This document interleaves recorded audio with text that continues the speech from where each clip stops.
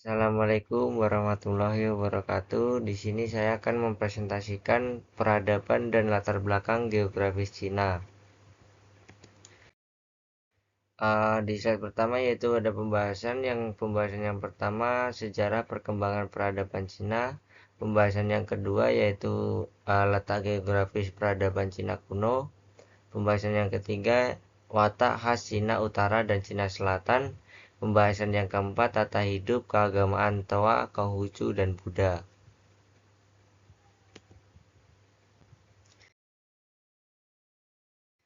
Sejarah perkembangan peradaban Cina,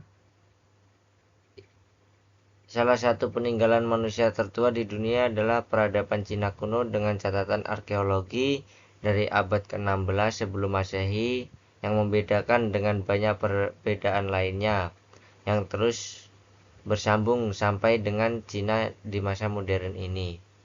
Di daerah utara Sungai Kuning atau yang disebut juga Huanghe telah dihuni oleh manusia purba kurang lebih 1,7 juta tahun yang lalu. Dan di selatan sungai Yangtze adalah tempat peradaban Cina kuno dimulai.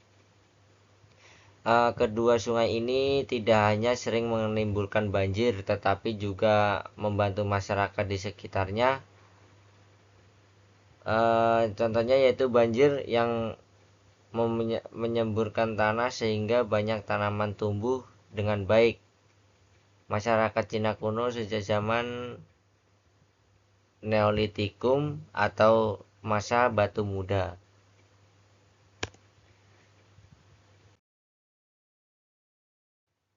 Slide selanjutnya periodisasi peradaban Cina kuno. Itu dibagi menjadi tiga, yaitu yang pertama Tiongkok periode klasik, yang kedua Tiongkok periode pertengahan, yang ketiga yaitu Tiongkok periode modern.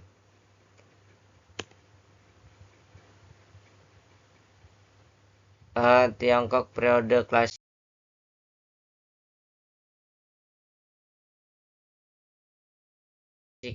itu dibagi menjadi dua lagi. Yang pertama yaitu Paleolitikum, yang kedua yaitu Neolitikum. Sejak zaman Paleolitikum, Homo erectus telah tinggal di wilayah yang sekarang disebut Tiongkok. Peralatan yang ditemukan yaitu batu yang ditemukan berumur 1,36 juta tahun. Menurut penelitian di situs arkeologi di Provinsi Shanxi, catatan paling awal tentang penggunaan api oleh Homo erectus ditemukan 1,27 tahun yang lalu. Peninggalan di Yuanmou dan Lantian menunjukkan permukiman masa lalu. Kalau pada zaman Neolitikum, Tiongkok dapat diajak hingga 10.000 sebelum Masehi, 10.000 tahun sebelum Masehi. Bukti awal pertanian millet yang ditandai dengan penanggalan radiokarbon sekitar 7.000 tahun sebelum Masehi. Dapat dilacak pada tahun 1977. Evakuasi kebudayaan Peiligang atau Hanan berhasil ditemukan.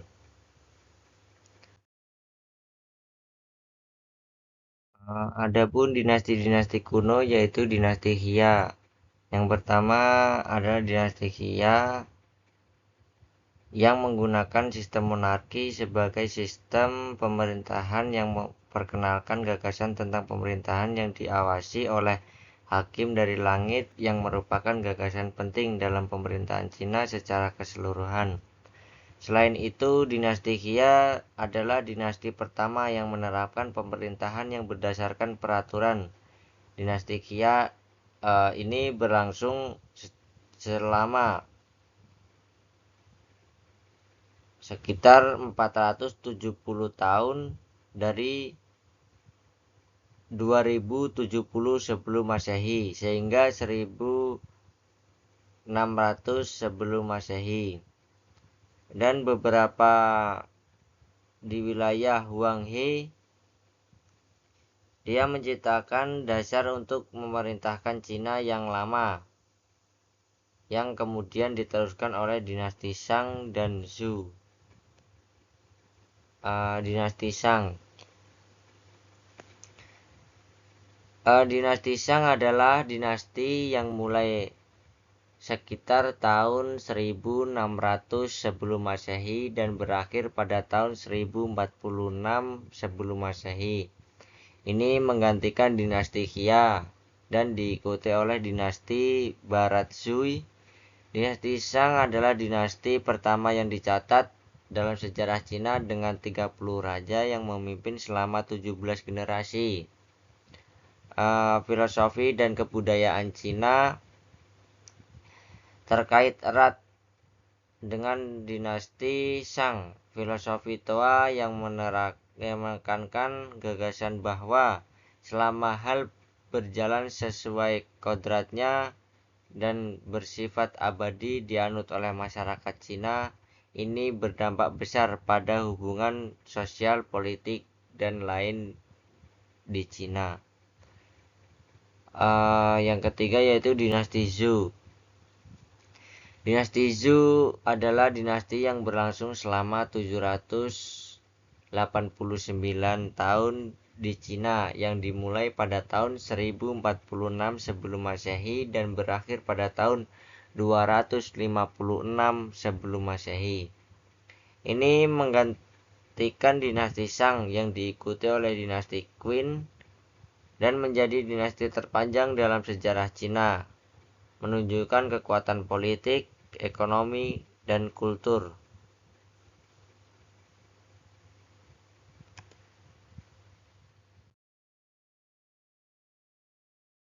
Yang B ada Tiongkok periode pertengahan. Tiongkok periode pertengahan ini dibagi menjadi 5 dinasti. Dinasti yang pertama yaitu dinasti Qin. Dinasti Qin berasal dari Feizi, seorang peternak kuda dari kerajaan dinasti Zhou. Feizi adalah keturunan dari marga Ying, Boyi, yang berjasa dalam mengendalikan banjir, sehingga Kaisar Sun menganugerahkan marga Ying kepada Boyi. Salah satu keturunan Boyi mengabdi dan berjasa kepada Raja Hyo dari dinasti Zhou yang memberikan mereka wilayah di lembah Qin. Ini untuk mengendalikan banjir. Dinasti ini adalah dinasti pertama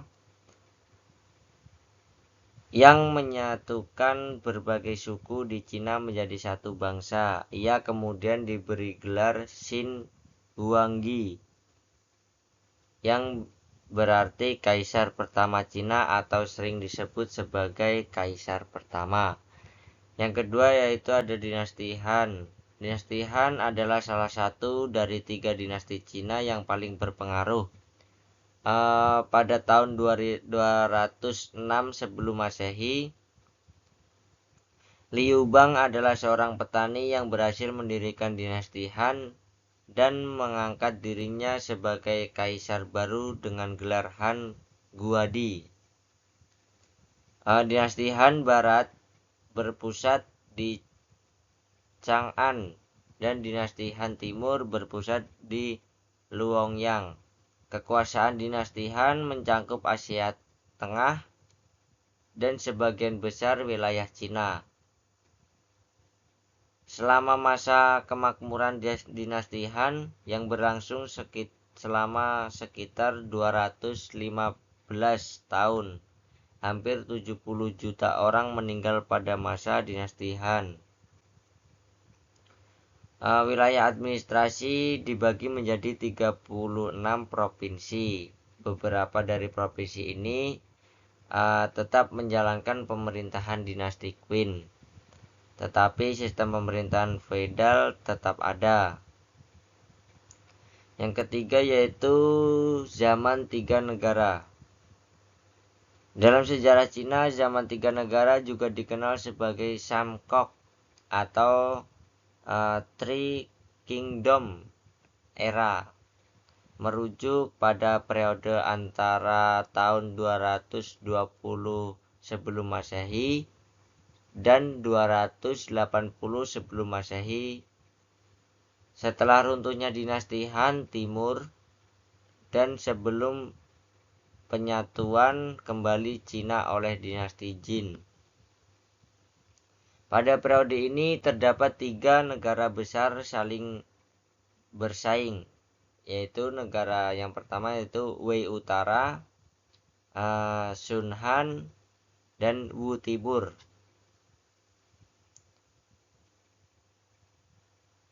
Yang keempat yaitu dinasti Jin dan 16 negara. Dinasti Jin berasal dari negara Cao Wei yang kemudian diambil alih oleh keluarga Sima dari keluarga Cao. Setelah berdirinya dinasti Jin, Barat Wu dari Jiangdong adalah satu-satunya kerajaan dari zaman tiga negara yang mulai runtuh pada tahun 279 Masehi. Kaisar Wu dari Jin menyerbu ibu kota Wu dengan 200 juta prajurit. Pada tahun 280 Masehi, Jin Wu menaklukkan Tiongkok dan Timur yang bersatu, tetapi dinasti tersebut cepat runtuh karena konflik internal, korupsi, dan kekacauan politik pada masa itu. Yang kelima yaitu dinasti Nanbai. Setelah 103 tahun kekuasaan dinasti Jin Timur, dinasti Song setelah didirikan oleh Liu Yun pada tahun 420 Masehi, 19 tahun kemudian Tiongkok secara efektif berbagi menjadi bagian utara dan selatan ketika Kaisar Taiwu menyatukan Tiongkok Utara dan dinasti Wei Utara.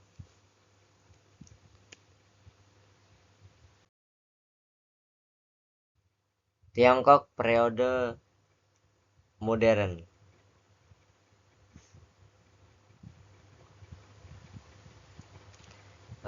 Itu Tiongkok periode modern dibagi menjadi dua, yaitu Republik Tiongkok dan Republik Rakyat Tiongkok. Pada tahun 1911 sampai 1949. Kalau Republik Rakyat Tiongkok 1949 sampai sekarang. Seorang nasionalis Tiongkok dikenal bertindak sebagai presiden pertama Republik Tiongkok. Ia menanamkan nilai-nilai nasionalisme, demokrasi, sosialisme dalam Tiongkok modern yang didasarkan pada Sanmicu atau tiga sandi kedaulatan rakyat. Republik Rakyat Tiongkok yang kedua yaitu Republik adalah sebuah negara di Asia Timur dengan luas 9,69 juta kilometer persegi. Negara ini adalah negara ketiga terbesar di dunia dengan sekitar 1,4 miliar orang. Republik Rakyat Tiongkok didirikan dengan ideologi komunis dan di bawah kepemimpinan Partai Komunis Tiongkok pada 1 Oktober 1949 oleh Mao Zedong. Letak peradaban Cina kuno.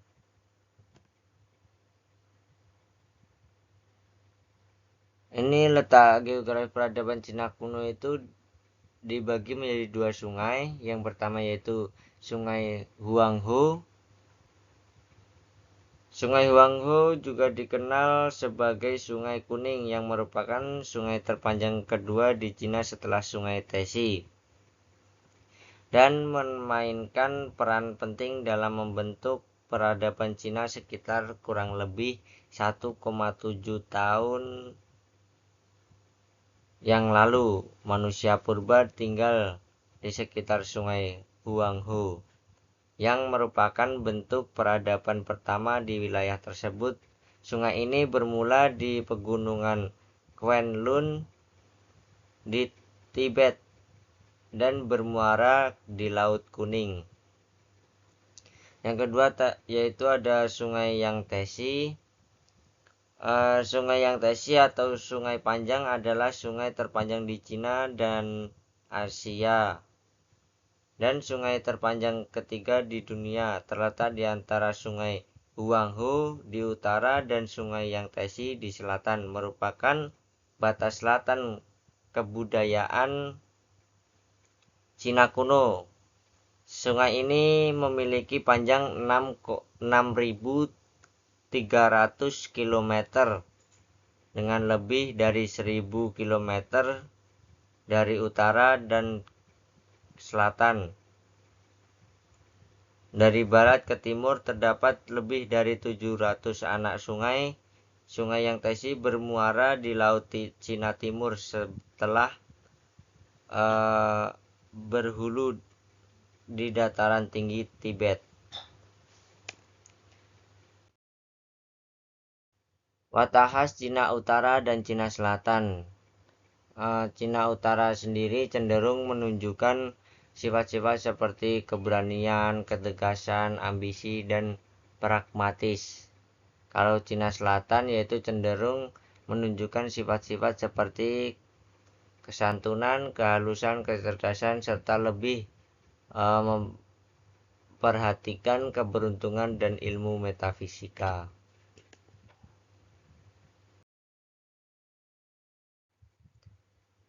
Tata hidup keagamaan Toa, Konghucu, dan Buddha itu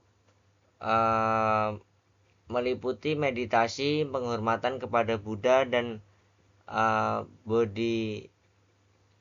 bodhisattva, serta perayaan-perayaan keagamaan yang merayakan peristiwa-peristiwa penting dalam kehidupan Buddha.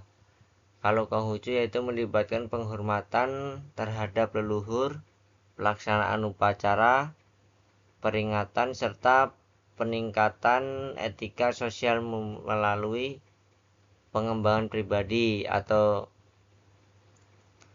yang selanjutnya yaitu Taoisme. Taoisme yaitu praktik Taoisme mencakup meditasi, Feng Shui, dan penghormatan terhadap dewa-dewa dan roh-roh. Kesimpulan pada PowerPoint kali ini, peradaban kuno Cina adalah salah satu yang paling tua dan berpengaruh di dunia. Sangat dipengaruhi oleh kondisi geografis yang unik, terletak di antara pergunungan tinggi di barat, daya, dan barat, serta diapit oleh laut timur, utara, dan selatan. Cina menjadi relatif terisolasi dari budaya luar. Ini membantu mendorong perkembangan budaya yang unik dan otonom. Sungai-sungai besar seperti Sungai Kuning, Sungai Yang Tesi memberikan sumber daya alam yang kaya, mendukung pertanian subur, menjadi tulang punggung ekonomi Cina kuno. Variasi lengkap mulai dari pegunungan hingga dataran rendah dan gurun menciptakan tantangan dan peluang yang khas untuk kemajuan sosial dan teknologi. Oleh karena itu, latar belakang geografis Cina bukan hanya membentuk karakteristik fisik negara, tetapi juga memainkan peran penting dalam pembentukan peradaban yang kaya dan beraneka ragam selama ribuan tahun. Cukup sekian dari saya, presentasi dari saya. Bila ada kata-kata salah mohon dimaafkan. Billahi taufiq wal hidayah. Wassalamualaikum warahmatullahi wabarakatuh.